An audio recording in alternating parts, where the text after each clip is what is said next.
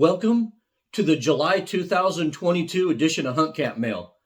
July is the month where the snow runoff slows down and most of our trout rivers and streams out west are at their best. So a lot of people are out there trout fishing right now. July, though, is the slowest month of the year in the U.S. for hunting. So it's normally when we start planning and preparing for the next hunting season. Draw tags are done and it's time to start scouting areas out and maybe even doing a little bit of load development for that new rifle you got this year.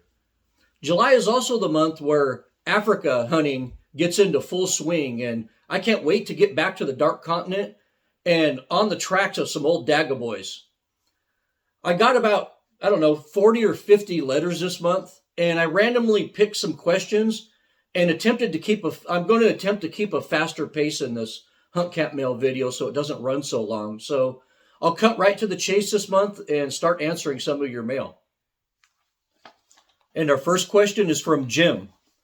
And Jim didn't say where he was from, but Jim wrote, "The first M77 Mark II I owned, by the time I got it shooting the way I wanted, I could have bought 2 Remingtons. The barrel was junk and the lugs on the action didn't match up. I also bought a used Mark II and 280 Remington. It was the dirtiest gun I'd ever seen. I cleaned it up and noticed that the little piece of wood between the trigger and the magazine was split. I fixed that and it turned out to be a tack driver. That split in the 77 was the second time I've seen that in a Ruger 77.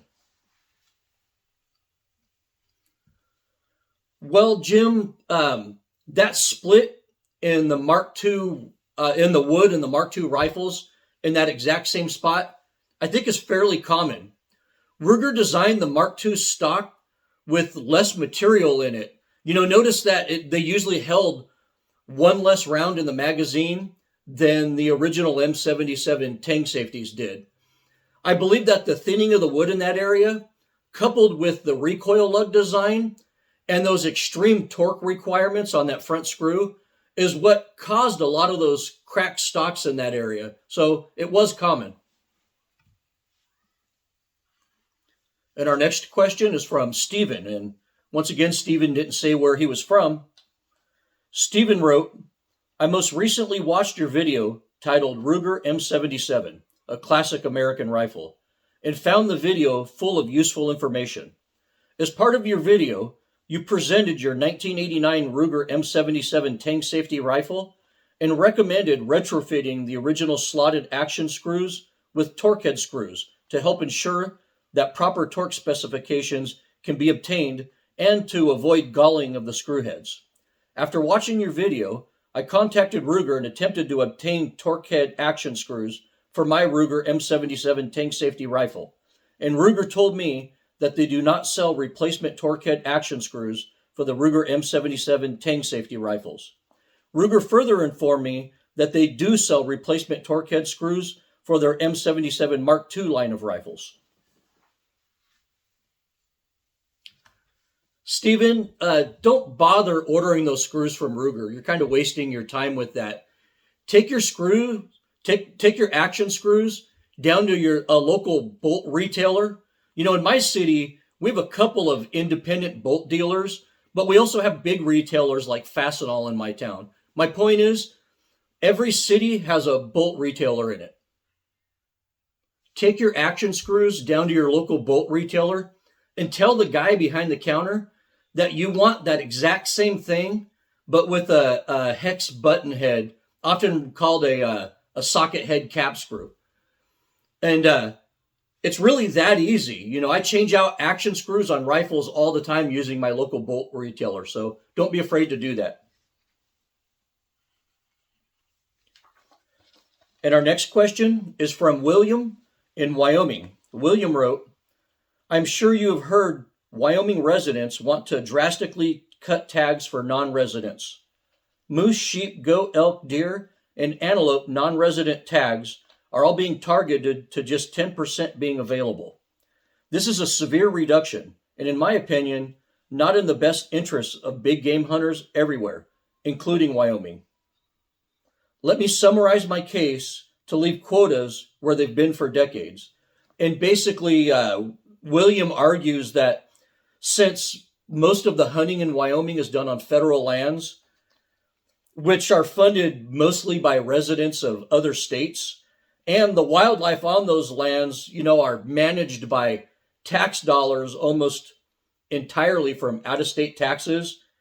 He argues that non resident hunters have just as much right to hunt on those federal lands as residents do because, they pay for most of it.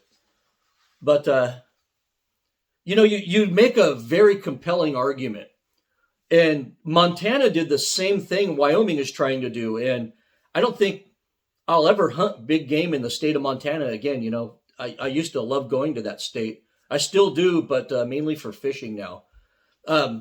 Republicans in Wyoming are doing some really bad things right now. The governor of Wyoming is trying to block private landowners from selling their land to the BLM so that the public can have more access to hunting and fishing. And don't even get me started on Liz Cheney. I mean, what the hell is going on in Wyoming right now? But when Montana started to put the squeeze on non-resident hunters, I spoke to some of the local hunters, and unfortunately, it seemed like most local Montana hunters were actually for those restrictions. And I showed, real statistics to these Montana residents that non-resident hunters were not having a negative impact on game numbers, and non-resident hunting brought in just as much revenue to Fish and Wildlife as resident hunters did. But, they didn't seem to care about facts. And many of them felt like Montana Fish and Game was giving out hard to get tags to TV show hosts and corporate interests, rather than to residents that have been trying many years to draw those tags. I guess it's hard sometimes not to buy into these conspiracy theories, especially when you've applied for a sheep tag for 30 years, then turn on the outdoor channel and some guy on TV from out of state is hunting them in your state. What was happening in many states is that tags could legally be transferred or donated to charity. And some of these hunting influencers would buy these tags without going through the years of putting in for draws. And yeah, it pissed a lot of people off. But since then, that loophole has been pretty much closed in every state, and it really doesn't happen anymore. But William definitely does have a point about Wyoming wanting 90% of its tags on federal land for residents only. When they pay a very small percentage of the bill to maintain that land. This mentality, along with an anti-public land position that's growing in some Western states, it is starting to concern me. And our next question is from Camille. I think that's how you pronounce it. Camille from Poland. Camille wrote, "Could you please explain to me how to choose the weight of a bullet once I have made my choice of the bullet type? For example, for 30-06 Springfield, you could find Nosler Partition bullets from 150 to 220 grains. When I choose a bullet weight for hunting, I'm looking for a combination of energy, trajectory, and felt recoil for a given game species. With a monometal bullet, like a Barnes, I'll step down in weight because they penetrate so well and tend to work better with more velocity. So I like to step down in weight a little bit on those. So in my opinion, a 165 or 168 grain mono bullet out of a 30-06 is fantastic for everything from deer to elk. A lead core bullet doesn't penetrate like a copper bullet does, so mass tends to be more important with those bullets. Also, velocity isn't as important with a lead bullet because it's going to expand at those lower velocities. So in applications where I use a 165 grain copper bullet, I'll probably use a 180 grain lead bullet. But to answer your question, start by determining the energy you want inside of 400 yards or 300 yards, whatever you plan on hunting at. For most deer, I want my bullet hitting with at least 1,300 foot-pounds of energy. For wild boar, I like at least about 1,500 foot-pounds of energy. And for elk, I want at least 1,800 foot-pounds of energy on impact. A lot of times I like 2,000 foot-pounds of energy on impact. These are just energy minimums that I personally want and where I've been totally satisfied with the results. Once you figure out the impact energy that you want, try to pick a bullet weight with the flattest trajectory and the lowest recoil that'll consistently exceed your minimum energy requirements. And that's how you pick a hunting bullet weight. And our next question is from Little H from Chicago. Little H wrote, I was wondering if you could talk about the Winchester Model 670. It's an odd question. The Winchester 670 was just a cheapened version of the Model 70 push feed rifle. They had low-grade stocks on them with no hinged floor plate, and most of them had pretty crappy finishes on them compared to the Model 70. They never really took off because they were just a little bit cheaper than a real Model 70 was, so most people just bought a Model 70. In 1970, you could buy a 670 for about $120 or a real Model 70 for about $150. In that context, the 670 just didn't make very much sense. But like most of the push feed Model 70s of the day, most 670s were really good shooters. The older two-position trigger safety 670s aren't very desirable because it's hard to put aftermarket stocks on them. You can use a later Model 670 with the wing safety on it in a regular Model 70 stock if you buy separate bottom metal for it. But then you'll be kicking yourself for not just buying an old push feed Model 70 in the first place. So that's my rundown on the 670. And our next question is from Paul in the UK. Paul wrote, I've recently had some 416 Rem Mag cases show signs of case head separation after heating the neck and shoulder to red, then air cooling. Cases are twice fired and all load elements safely used many times before. Trying to get longer case life, of course. Well, Paul, I'd stop using your annealing technique immediately. You're probably somehow overheating the case head, which is a bad thing. Too much heat in the case head is very dangerous, but who knows? You could have a bad batch of brass, that isn't unheard of either. But when you're annealing, timing and lighting is the key. If you're heating till the brass is glowing red in a lit room, like I'm in right now, you're probably getting the case head way too hot. I set my machine up in a dark room, and when I'm observing it in that dark room, I kick cases out of the heat as soon as that glow first appears. So you need to set your machine up in darkness, not in light. So you might be heating it up to where the heat is transferring too much down into the case head area and getting that too hot. So you don't want that. But most 416 brass, what a lot of people don't understand is most 416 brass and a lot of big bore brass is actually thinner than small and medium caliber brass, like a 30-06. And heat required to anneal usually depends on brass thickness. My Hornady 416 Remington brass is only about 10 thousandths thick in the neck, where my Nosler 30-06 brass is about 15 thousandths thick in the neck. So it's easier to overheat 416 cases than it is to overheat 30-06 cases. Always be mindful of brass wall thickness before you set up your annealer. But I'd say that you need to do a little bit more research on annealing before proceeding with whatever you're doing right now. Blown cases in 416 Remington Magnum could be a life-threatening problem, in my opinion. Also, make sure that your loads aren't too hot and that you don't have an oily chamber or something like that, and that you aren't over crimping the bullet and building up pressures too high.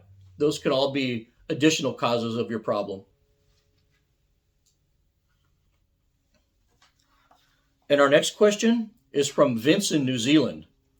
Vince wrote, I would like to address the point you made on generation and or age in your June email recap, as I don't necessarily agree.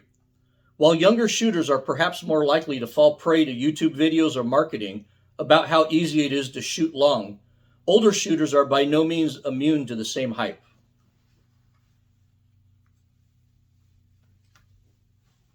I'm just kidding. You're right, actually. I completely agree with you, Vince. But in my long range hunting video, I made no mention of age being the cause of it. But I did put much of the blame on the media and marketing, just like you did in your letter. I think you got your topic wires crossed up a little bit, Vince. The age versus generation commentary was in response to a question about how older hunters don't seem to have the ego issues that younger hunters have. He basically asked if ego was more of an age or a generational thing, and that's basically what I responded to. And our next question is from Bradley in Sacramento, California. Bradley asked, after watching your last video last month, my father and I were discussing those old Weatherby rifles made on Mauser receivers. The men in my family used those exclusively for 50 years when they were farmers in Central California. They kept bringing up cracked stocks in those old guns, especially around the wrist. Have you ever seen this? And if it does happen, why? That actually was an issue back in the day with those Weatherby rifles.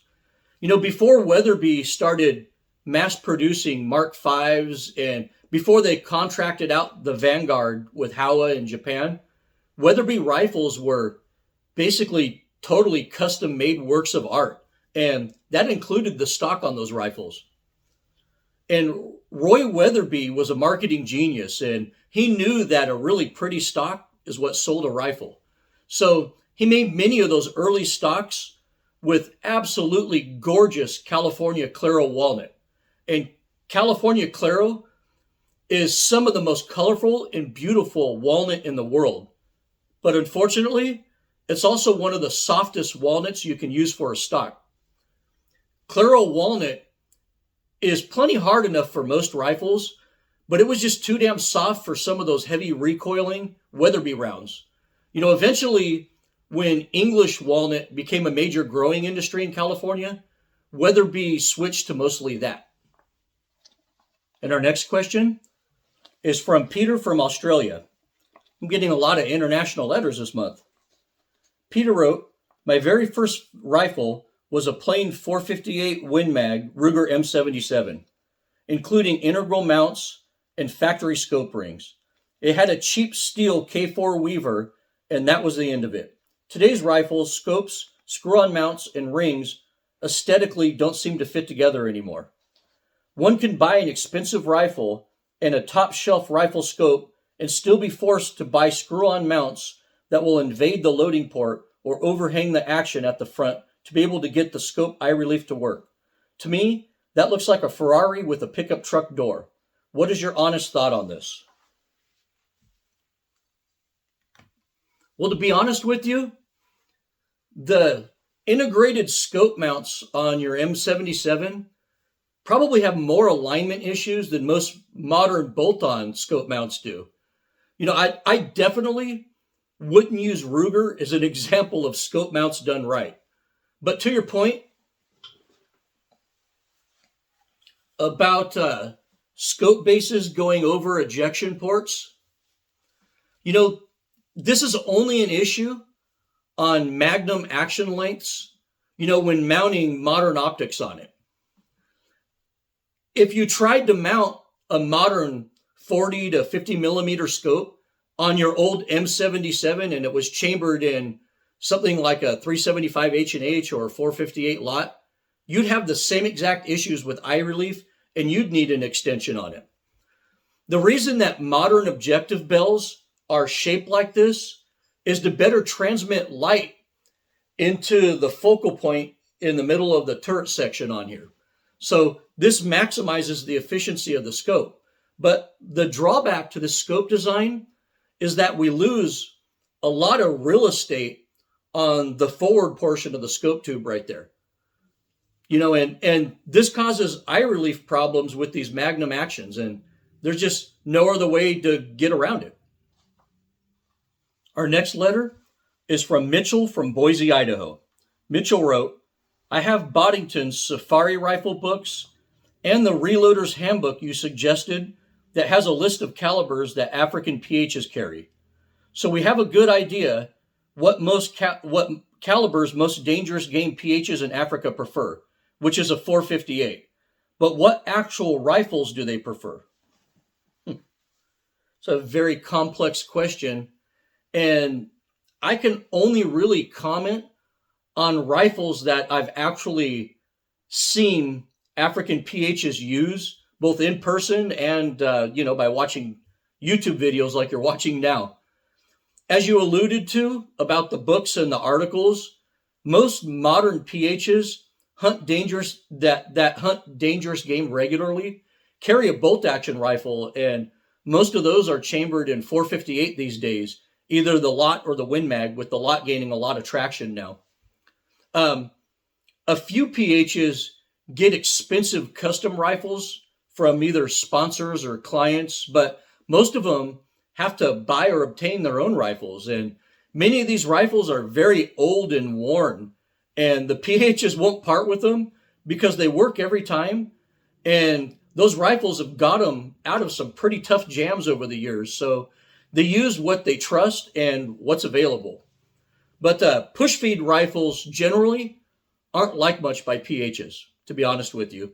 Even an expensive push feed rifle like a Blaser R8 doesn't have a great reputation among PHs. Sure, there's a couple of PHs that own them, like Buzz Charlton and I think one or two other ones. But Blaser also sponsors many of their hunts, and those rifles were probably either given to them or they obtained them at a very deep discount. But even those PHs don't tend to really take them on those hunts very often. So most PHs don't like any push feed rifles. Controlled round feed rifles are by far the most common type of bolt action rifle that you'll see a PH carrying in Africa, particularly on a dangerous game hunt. There's lots of Model 70s in Africa right now, with some being the older Express Classics and some being the newer Safari Express rifles. The Model 70 is actually highly regarded among most African PHs. You don't see too many Rugers in Africa because not many of those old Mark IIs were actually made in big bore calibers. And, nobody really cares about the new Hawkeyes chambered in Ruger's proprietary cartridges. So there is a couple of PHs, I think in Mozambique, that use those really old Mark IIs. But I've never heard of any PH using one of the new Hawkeyes in Africa. The old Bruno 602s and the newer CZ 550s are very, very common among PHs. These rifles came in a huge assortment of dangerous game chamberings, and those rifles were also relatively cheap and easy for a PH to get. So they were usually the first big bore rifle that most PHs ever owned. And many PHs kept them their entire careers. And, just about all the PHs over there will acknowledge that, yeah, there was a few, they were a little bit rough when they first got their rifles and needed a little bit of work. But most gunsmiths in Africa and gun shops are experts at working over CZ 550. So there's a lot of support for that rifle platform in Africa, even though they don't make them anymore. Also, a lot of PHs with roots in South Africa own Musgrave rifles. And there's still hundreds of PHs running around South Africa with those old Musgrave rifles built on some old Mauser designed controlled round feed action. And to top the list off, There's still some of those old BSA rifles floating around Africa with the PHs, particularly in Zambia and Zimbabwe. In the late 1950s, BSA delivered a huge order of rifles made on commercial Mauser actions to the Rhodesian Game Department. And these rifles were all chambered in 458 Win Mag. To this day, the 458 Win Mag is established in those areas because of those original BSA rifles that were delivered to Rhodesia. Those Rhodesian BSA rifles were used to fight off communist invaders and to protect the rhino from extinction. So those Rhodesian game wardens were legendary for their acts of bravery and conservation. So those rifles have a ton of history on them. I hope I answered your question. Didn't ramble on too much. And our next question is from our favorite friend of the channel, Mick from Australia. Mick wrote, OMG, OMG, OMG, Dogmate, the 7mm PRC. The long-range blokes must be creaming their frilly knickers. A cartridge that fires a 180 grain projectile at 2950 feet per second. Unheard of, astonishing. It will change the course of history. Trust me, Mick, your sarcasm seems to be shared with most of the internet right now. I'm sure the usual host of paid lemmings on TV and YouTube influencers will follow orders from Hornady, but I definitely won't be doing a video about the 7mm PRC. And our next question is from Levi from Augusta, Georgia. Levi wrote, why do you continue to promote old flat-based bullets like partitions? Most loads with flat-based bullets can't hit the side of a barn. They're also hard to load for because they contact too much of the barrel. What? Modern boat-tail bullets are used because they are far more accurate and easier to load. Notice that no other hunters on the internet use them but you. You are a hack spreading misinformation. How dare you? How dare you? Here you go.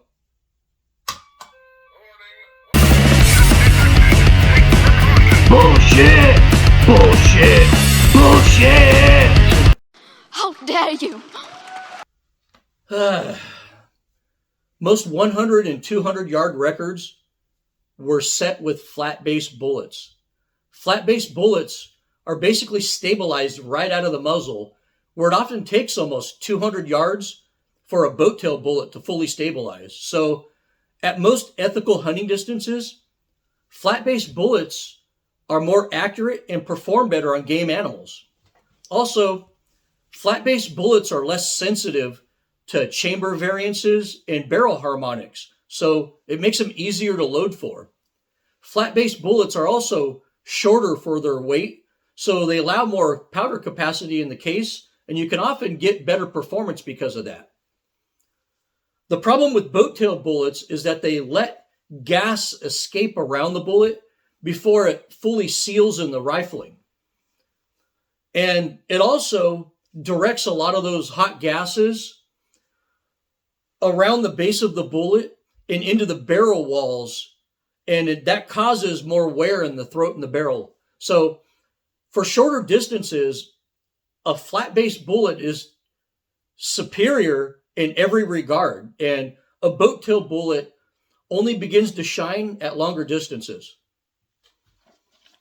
The next letter is from Mark in Kansas. Mark wrote, I watched your video on hunting with my wife, and she decided that she wants to try hunting. I took her to the range to practice with our rifle and my shotgun, and she just can't seem to lean forward while she shoots. As you know, she isn't going to hit flushing quail while leaning back. How does she correct this? Ooh, that's a great question. And this is probably the hardest thing for a female hunter to overcome. If you watch my video titled Offhand Shooting for the Hunter, I cover this topic briefly, but the fact is that ladies have a uniquely designed spine made to counterbalance the front of their bodies during pregnancy and to counterbalance the added weight of their breasts. And this makes women natural backwards leaners.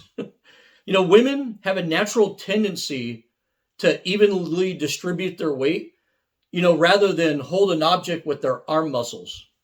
To correct this, she's going to have to fight her own biological tendencies and train herself to shoot with a slight forward lean. This takes a lot of repetitions and practice to create that muscle memory. So she needs to concentrate on using her arm muscles to hold the rifle tight and to keep it firmly in the shoulder pocket. Female hunters tend to hold a gun really loosely, which is bad for offhand shooting, whether it's a rifle or a shotgun. She should be holding the gun like somebody's trying to take it out of her hands. And lastly, I think I should mention that most modern firearm stocks don't fit women very well. If you make her shoot your shotgun with a 15-inch length of pull on it, and she really needs a 13-inch length of pull, she's never going to mount the gun correctly, and it's going to frustrate her. And I see this all the time. So make sure that her gun fits her correctly. Then watch my video titled Offhand Shooting for the Hunter for tips on some of the technical aspects of shooting offhand. And our next question is from Jose. Jose didn't say where he was from. I'm assuming maybe California. Jose wrote, I really enjoyed your beginner's guide to dove hunting video on YouTube. It inspired me to get prepared this upcoming season. I've been shopping for 20 gauge steel number 6 dove ammo since June and have had no luck yet. Is this a tough year for production?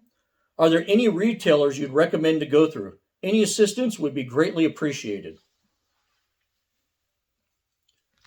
Well, Jose, I stated back in the May edition of Hunt Camp Mail this for you. Also, for those of you who haven't ordered your shells for the next wing shooting seasons, you better order them right now. I put in an order with Boss in about January or early February, and I just got my shells 2 weeks ago. So shells are flying off the shelves already, so start getting your upland shells now. Locally in my area, steel birdshot was completely gone halfway through May, and just about everywhere in California was probably completely wiped out by the beginning of June. I warn my viewers every year about ammo when things start getting bad, and I ordered 3 flats of Kent dove loads when they hit the stores at the end of March, and those were gone by the first week of May. They weren't even on the shelves anymore. I ordered my quail and pheasant loads from Boss Shot Shells in January, and I finally got those in May. So every year, it seems like I just start preparing earlier and earlier because I think dove hunting and to some extent all upland hunting is starting to come back again. I have a feeling that I might be out by myself late in the dove and quail seasons this year because half my town didn't get steel upland loads this year. And most of those people were just too damn lazy to order online and have it shipped to their local FFL. Your only hope now is probably to order online if you can find anything. You didn't state where you live, Jose, but if it's California, order your ammo now and have it shipped to your FFL. And if you live outside of California, order it now and have it shipped to your house. But don't wait. Here's what I found after just 5 minutes of doing a search on Google. So the internet is a very important tool and you should take advantage of it.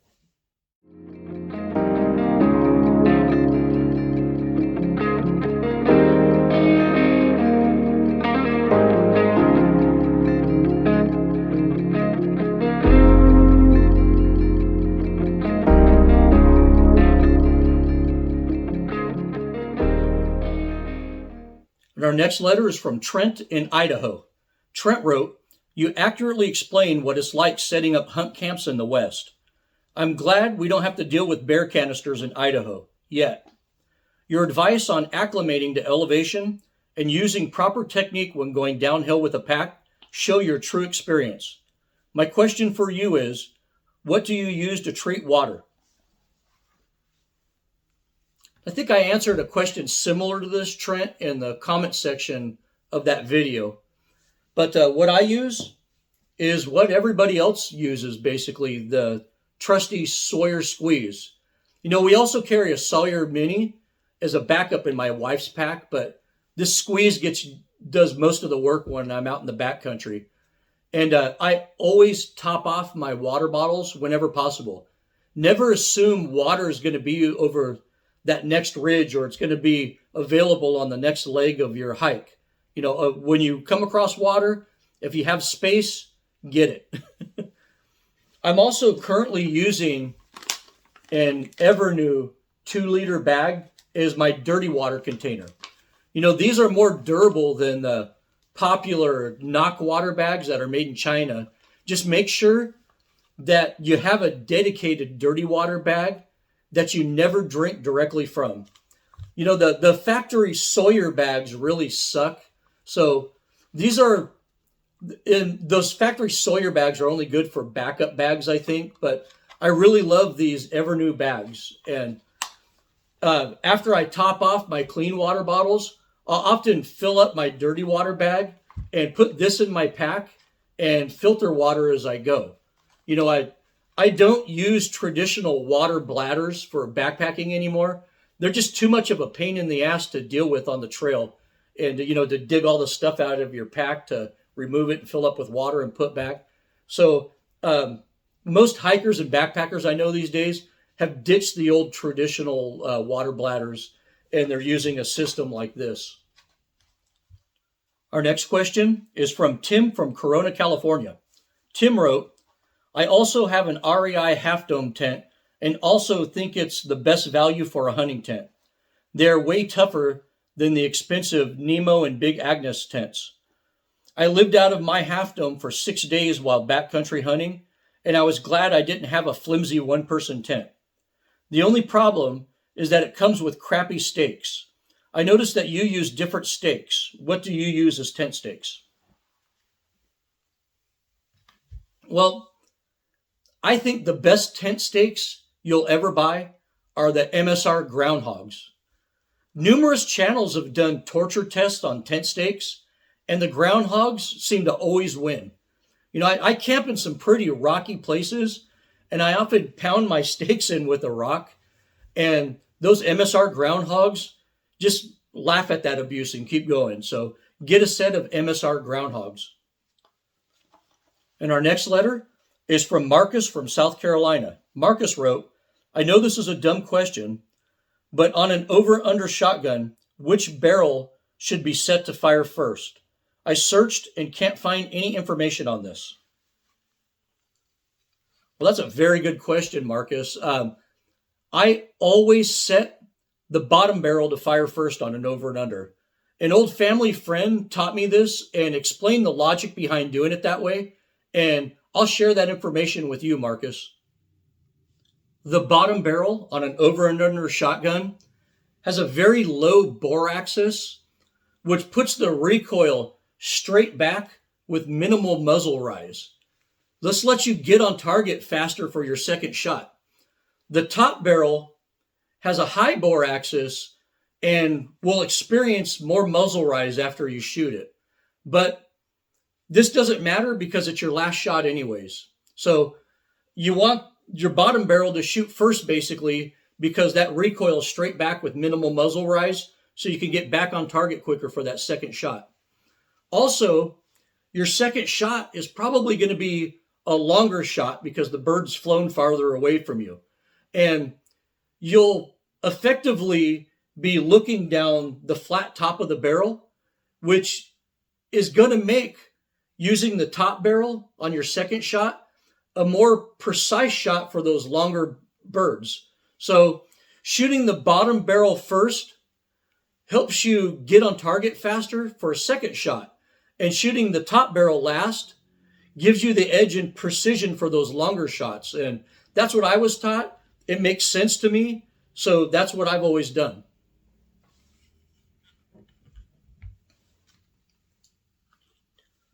And our next question is from Muhammad from Michigan. Muhammad wrote, in another video, you said that before hunting season, you foul your clean barrel. I understand the reason for doing this, but my question is, how many shots does it take to foul the barrel enough for your point of impact to return? Oh, another great question. And thanks for the question, Mohammed. That is an excellent question. And there is no defined answer to your question because it varies from barrel to barrel and from cartridge to cartridge. I have guns that return to point of aim, point of impact after only one shot, and other guns that take 10 shots before things start to settle out. I usually shoot a totally cold bore group until 3 shots are right in my point of aim, point of impact, and then it's ready to hunt after that. Notice I said totally cold bore. Many hunting rifles will have a point of impact change between a cold bore and a warm barrel, especially factory hunting rifles with no bedding. But since only that critical first shot really counts when you're hunting, your point of aim, point of impact should only reflect a cold bore shot. A mistake many hunters make is that they go to the range and walk shots into the bullseye and call it zeroed. The problem is that they're zeroing a hunting rifle for a hot barrel, and their first cold bore shot the next day is going to be totally off. So competition shooters often warm their barrel up with a couple of ciders, then shoot groups on a warm fouled barrel. But you'll find that properly bedded rifles with heavy barrels have little point of impact shift with temperature. It's the lightweight hunting rifles that mainly have this issue. Now back to your question. All you need to do to find out how many fouling shots it takes to stabilize your group is to go to the range and shoot your rifle. Just make sure you're shooting those groups with a cold barrel so you don't mistake a fouled barrel with a warm barrel. To put it in perspective, most of my custom barrels take about 3 fouling shots for the group to stabilize and the point of aim, point of impact. Most factory barrels with an unbedded stock take about, between 5 and 7 shots to stabilize. And most of my rimfire rifles take a whole bunch of shots to properly foul the barrel. I have a Tika in 270 that takes over 10 fouling shots before I trust it. So it just depends on the rifle you're shooting. Ironically, my Model 70 Safari Express in 416 Remington Magnum only takes 1 shot to foul the barrel.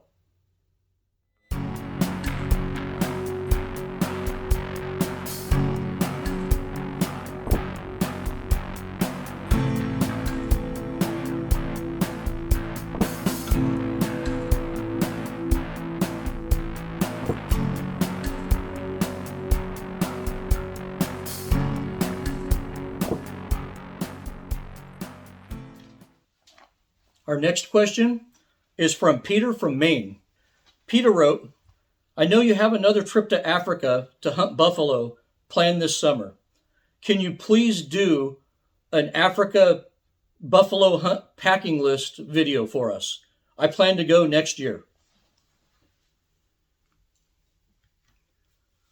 Well, I'll certainly think about it. I do have an older video of packing for your Africa safari.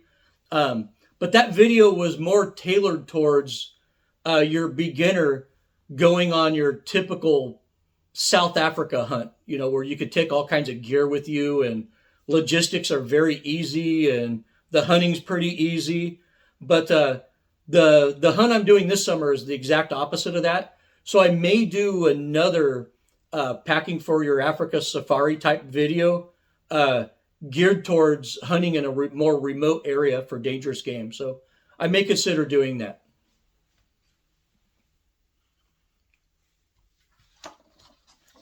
And our last question is from Owen in Dallas, Texas. Owen wrote, can you reload the nickel-coated cases like the ones that come with federal factory ammunition? Yeah, you absolutely can reload nickel-plated cases.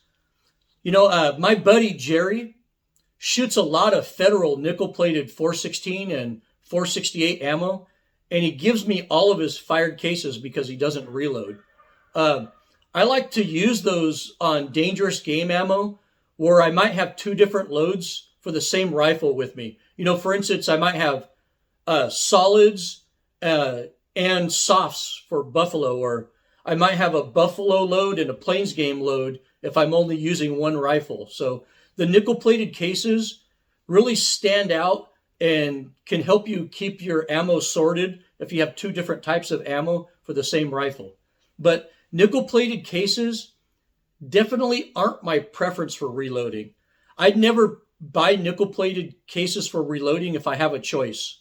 The nickel plating tends to work harden very fast, and annealing it can be very problematic. This often causes the case necks on these to crack in as little as 3 loadings. So some of the reloading specific brass, like the Starline nickel plated brass, anneals pretty decent and is of better quality, but even those seem to need way more heat, and you almost need an induction annealer to get them as hot as they need to be without risking heating up the case head too much on those.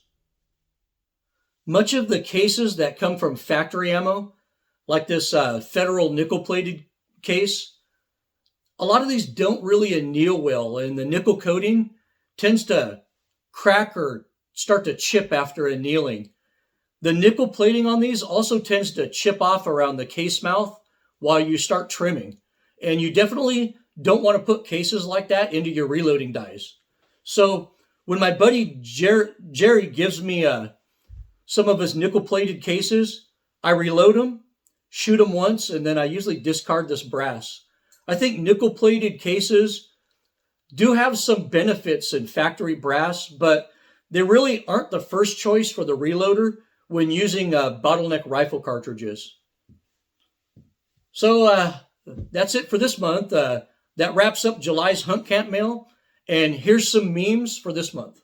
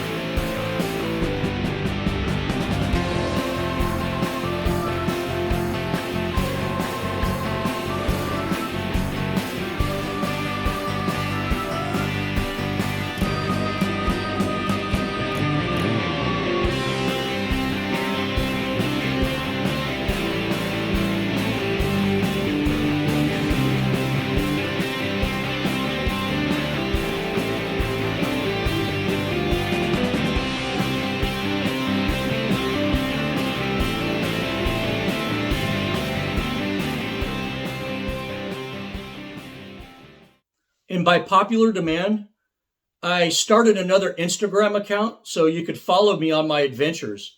You could follow me at Desert Dog Hunting. That's at Desert Dog Hunting on Instagram. And I'll try to post as much as I can on there, especially on my Africa trip next month. I'll try to post as much as I can when I get service. But next month is going to be a really short month on my channel. I'll be out of the country for almost 3 weeks next month, and I'll be in Zimbabwe for 14 days. So I plan to make some videos beforehand and set them up to automatically post on certain days. So just be mindful that I probably won't be able to answer too much mail or too many of the comments in the month of August. So be mindful of that. Well, you can reach me with any questions or comments at desertdogoutdoors@gmail.com. Thank you for watching, and as always, good hunting.